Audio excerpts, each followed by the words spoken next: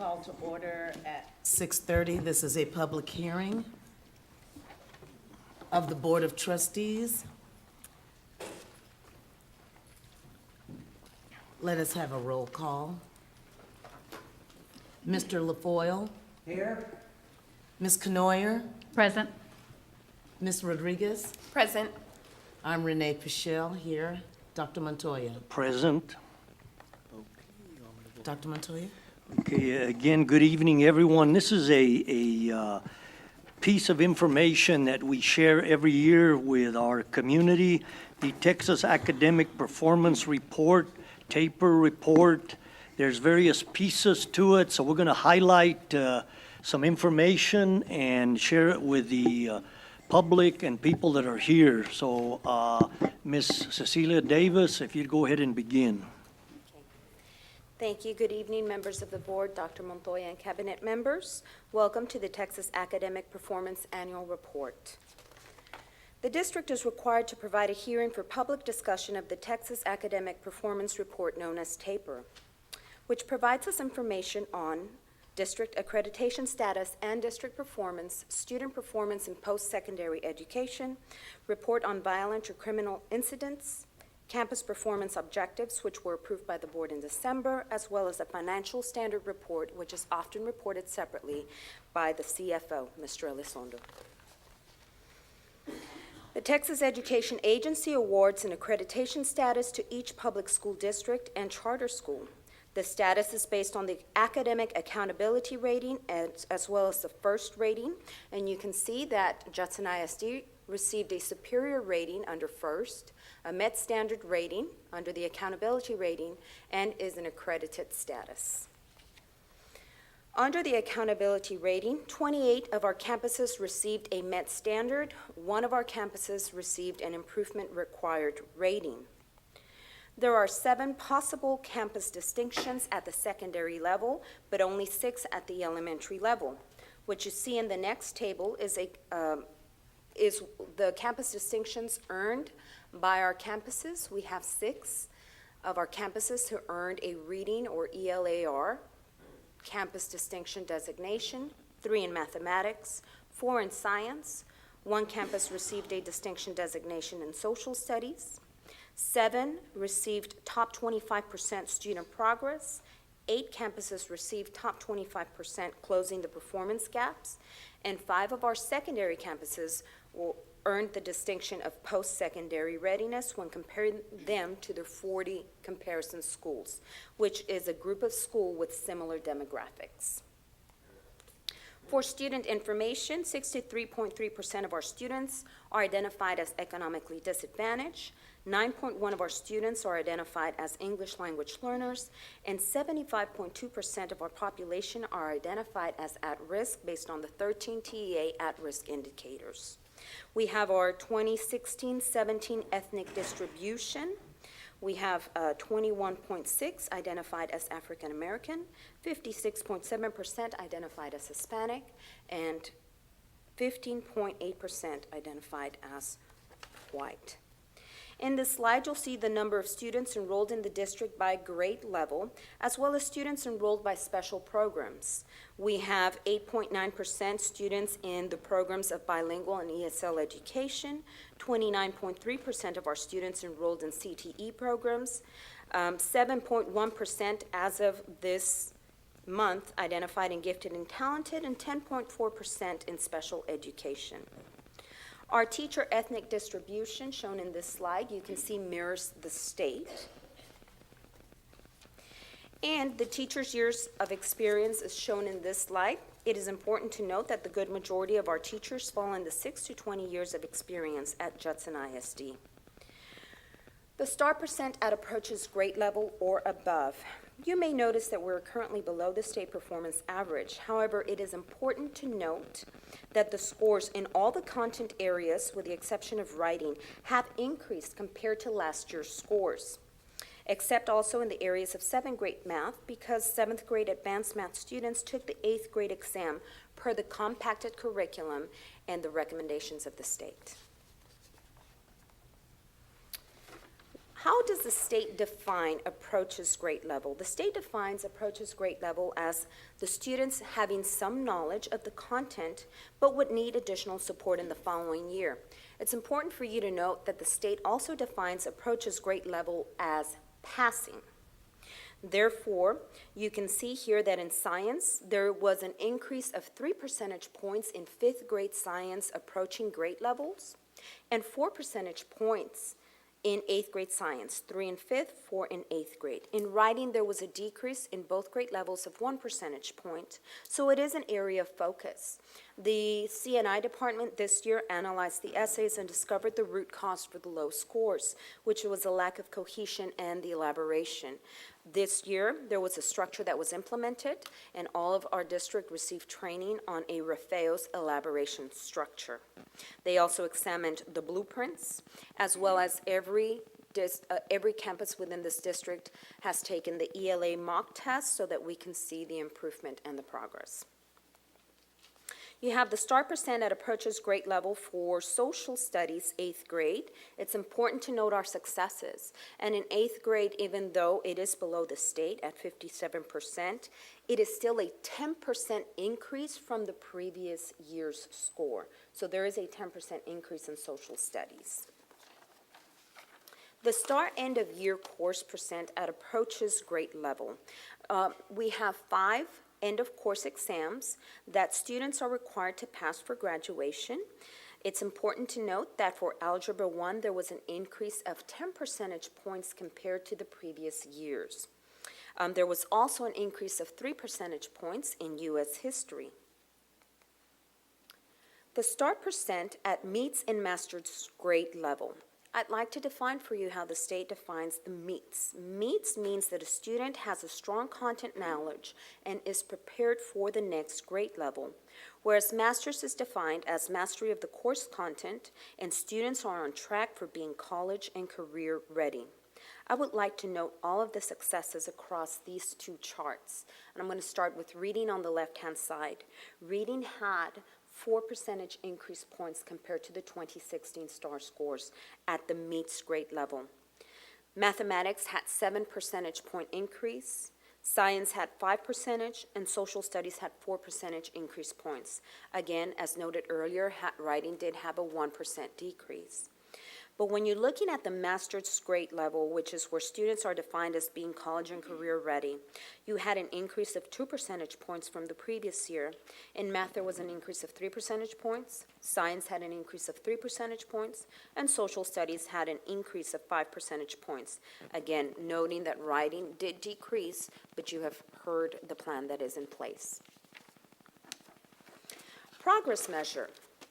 This is the indicator that shows the percent of students who met or exceeded STAAR progress as determined by comparing their score to the previous year. The state sets an expectation to a progress target, and students are either identified as limited, meets, or exceeded progress measure. I think it's important to highlight that in reading and in math, we did have 3 percentage points increase on each of these content areas of our students who met or exceeded progress measure. Similarly, we had 3 percentage points increase on each content area for percent of students who exceeded the progress measure. The Student Success Initiative, this is the percentage of students who met or approaches grade level during the first administration in 5th and 8th grade reading and math, versus those students who increased after the second administration. You can see that in 8th grade reading, we are above the state.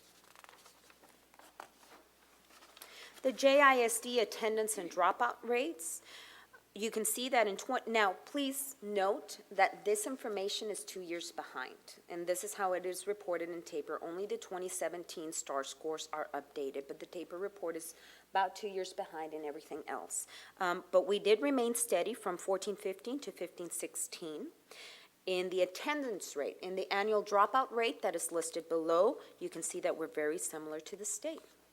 The graduation rate in the TAPER report is reported as a 4-year longitudinal versus a 5-year longitudinal rate. In the 4-year longitudinal rate, that's the cohort of students who first attended grade 9 in years 2012-2013, Whereas the 5-year extended longitudinal rate is those students who first attended 9th grade in 2011-2012. You can see that between the 4 and the 5-year longitudinal rate, there's a 2% difference. College readiness indicators, again, this information is from 2015-2016 school year. We had 49.6% of Judson High School students complete and receive credit for at least one or more advanced or dual enrollment courses in grades 11 and 12.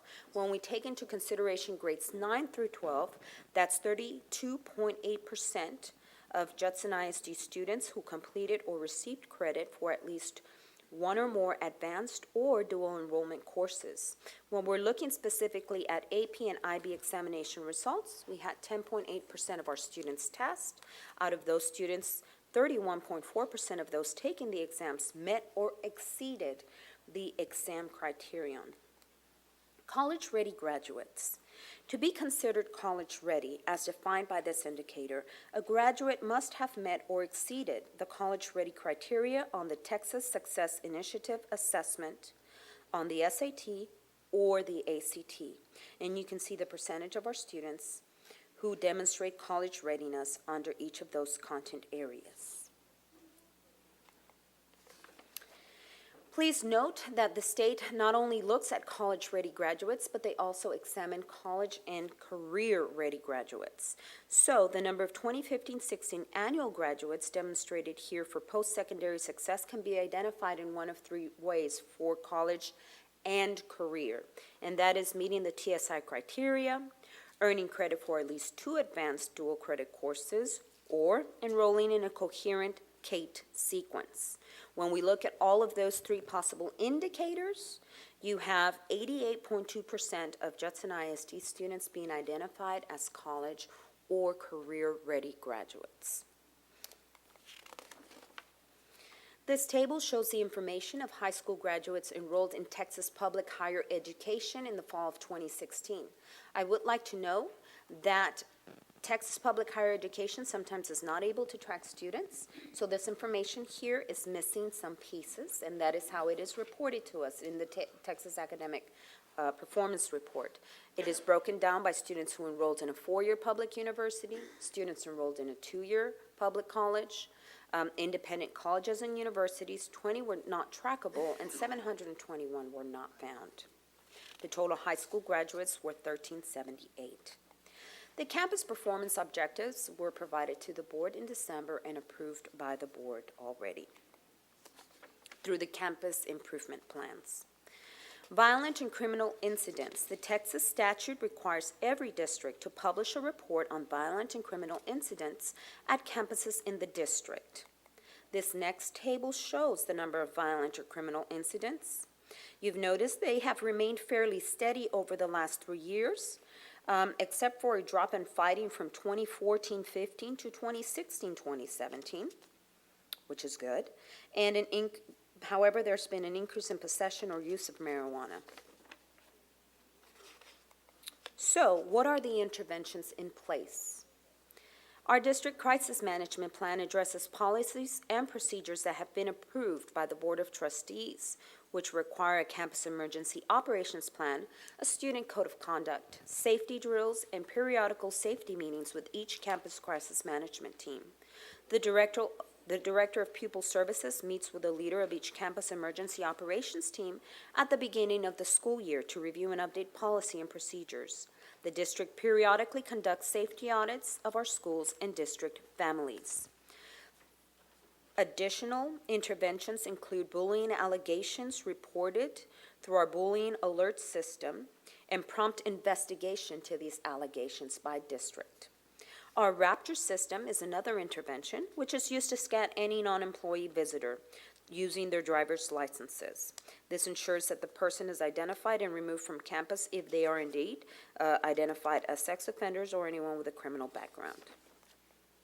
Additional interventions include Judson ISD administrators are required to thoroughly investigate all bullying accusations, and they're guided through the investigation. and they are able to appropriately address bullying allegations by following the steps outlined in this packet, which include investigation questions, staying away agreements, and letters for the parents and the alleged victim and the alleged bully. All administrators received training on David's Law and how to respond in the event of reported bullying or harassment. The Student Code of Conduct also sets forth the rules and expectations for all JISD students, and it is provided within the student handbook and is made available to our parents and students on the website. The TAPER annual report is available in our JISD district website. It is also located in the front desk of the JISD Education Resource Center, Woodlake Hills Middle School, and Hopkins Elementary. For further information, please feel free to contact me, Cecilia Davis, Executive Director of Curriculum, as well as any of the people who partake in setting forth this presentation, whom I'd like to acknowledge. Ms. Nicole Taganow, Director of Testing and Accountability, Ms. Rebecca Deffenbach, Coordinator of Data Research and Accountability, Mr. Marcus Anthony, Director of Pupil Services, Mr. Thomas Heiner, Director of Advanced Academics. This concludes our TAPER presentation. If there are any questions, we open that up. Ms. Davis, I would just like to ask you on page 5, where you have the campus distinction designations, Yes, ma'am. would you please identify the campuses under each one of these designations? The campus is listed. Go ahead. Yes, ma'am.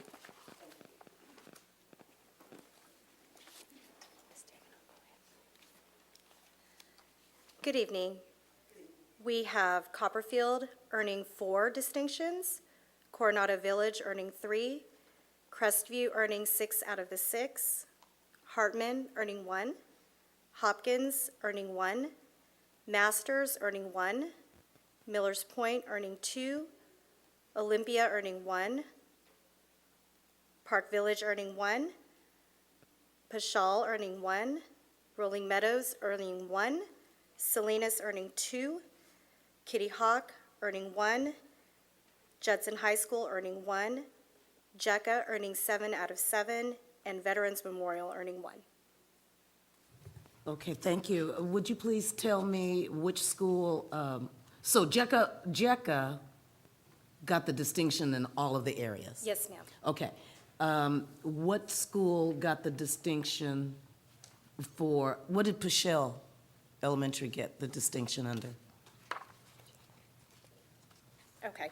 Let me go to the district website so that I can show you exactly which distinction they are.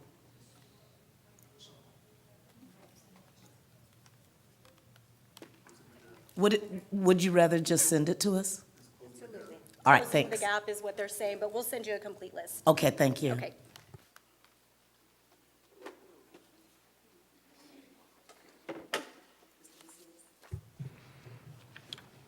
My apologies for being late to this excellent presentation. Thank you.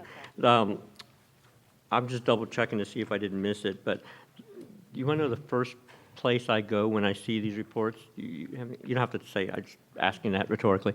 But the first place I look is our turnover rate. And so I don't think that this was stated in here, and we should probably, was it here? Did I miss it in the presentation? It was not. It was, so obviously the turnover rate was, I think at 25% the year before, but this previous year was at 17%. Does that sound about right?